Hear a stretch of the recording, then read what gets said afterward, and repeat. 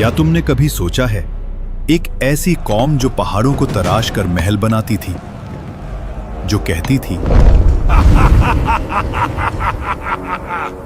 हमसे ज्यादा ताकतवर कौन? मगर जब आसमान का हुक्म आया तो उनके महल मिट्टी के नीचे दबा दिए गए।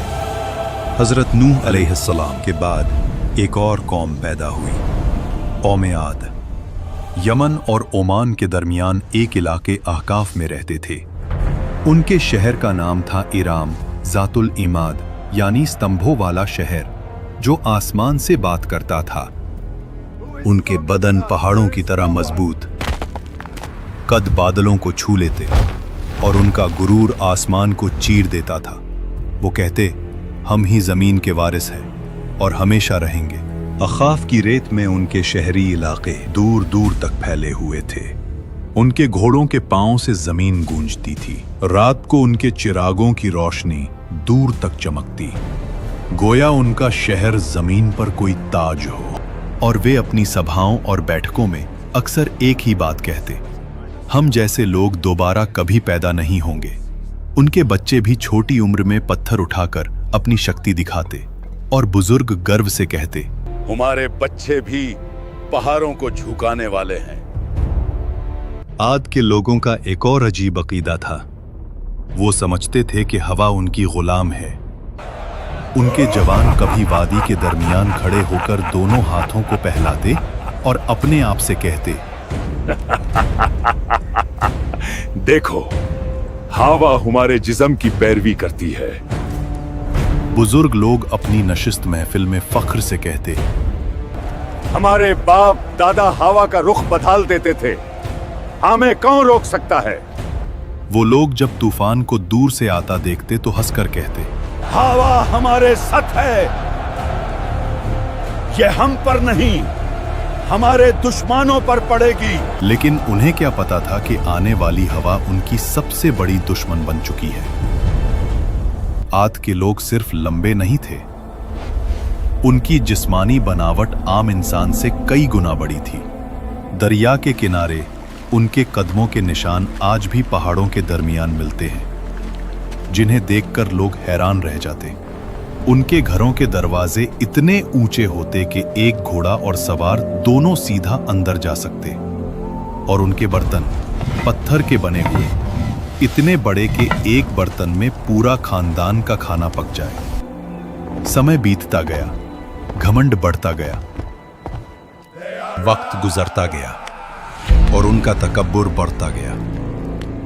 फिर अल्लाह ने अपना नबी भेजा, हजरत हूद अलैहिस्सलाम, जो कहने लगे, ऐ मेरी कौम, सिर्फ अल्लाह की इबादत करो, उसके सिवा कोई माबूद नहीं।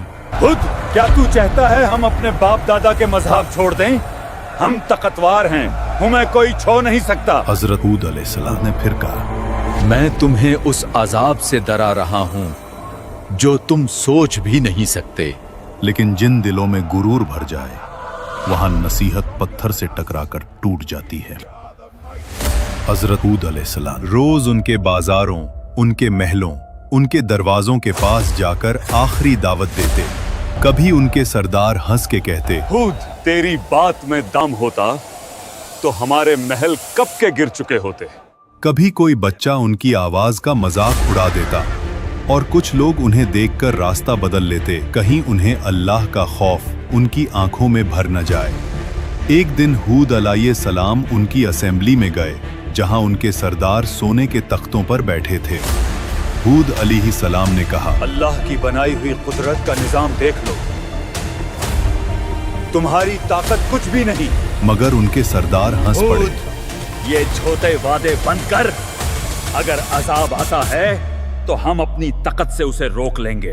अजाब से कुछ दिन पहले आद की वादी में एक अजीब मंजर हुआ। रात को आसमान में एक गहरी गूंज सुनाई दी। न बादल गरजा, न बिजली चमकी, मगर वादी में ऐसे लगा जैसे कोई दूर से पुकार रहा हो। आद के लोग इस आवाज को सुनते और आपस में कहते, यह तो पहाड़ों की आवाज है। हजरत हूद अलैहिस्सलाम जो कहने लगे, ये रहमत की पुकार नहीं, ये तंबे है। दूसरी रात जमीन हल्की सी हिली, मगर इतनी कम कि सिर्फ जानवर बेचैन हुए। देखो, इंसान हंस पड़े। ज़मीन भी हमारी ताकत से डरती है। उन्हें नहीं पता था ये जमीन का आखिरी एतराज था। फिर आया अल्लाह का फैसला। सबसे पहले उन पर कहत आया। 3 साल तक एक बूंद बारिश ना हुई। नदियां सूख गईं, बाग जल गए, जमीन पत्थर बन गई। लोग आसमान की तरफ देखते रहे, कब बारिश आएगी। लेकिन आसमान से जवाब आया, खामोशी। पहले साल उन्होंने कहा, ये तो मामूली सा मसला है, हम ताकतवर लोग हैं। दूसरे साल प्यास ने उनकी जुबानें सुखा दी।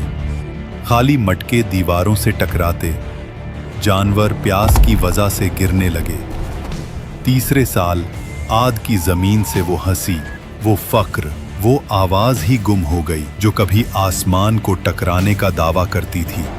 और जब लोग हूद अलैहिस्सलाम के पास आए तो वो उन्हें देखकर रोए नहीं, बस इतना कहा, अब अजाब का वक्त करीब है। फिर एक दिन 3 बादल नजर आए, एक लाल, एक सफेद और एक स्याह। आसमान से फरिश्ता पुकारा, ऐ कौम आद, इनमें से एक बादल चुनो। सरबराहों ने हंसकर कहा, काला बादल, उसमें पानी है, रहमत है। मगर उन्हें क्या पता, उस बादल में रहमत नहीं, कहर छुपा था। आसमान स्याह हो गया, हवा ठंडी हुई, लोग नाचने लगने, चिल्लाने लगने। देखो, बारिश आ गई। लेकिन वो पानी नहीं था, अजाब का तूफान था। पहला झोंका आया, धूल और पत्थर उड़ गए। आंधी के हर झोंके में उन्हें लगता कि हवाएं उनका नाम मिटा रही हैं। दूसरा झोंका, पेड़ गिर गए, जानवर उड़ गए।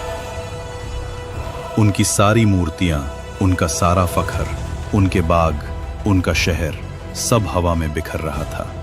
रात को लोग अपने बच्चों को बाहों में दबा लेते, मगर आंधी उनकी चीखों से ज्यादा तेज चलती।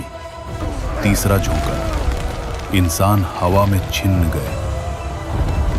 उनके महल्लात जो कभी सुतूनों पर आसमान से बात करते थे, अब रेत के नीचे गल गए। 7 रात और 8 दिन तक वो तूफान चलता रहा।